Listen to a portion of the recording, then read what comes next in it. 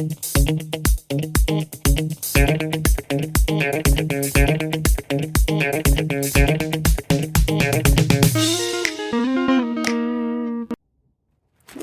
hi.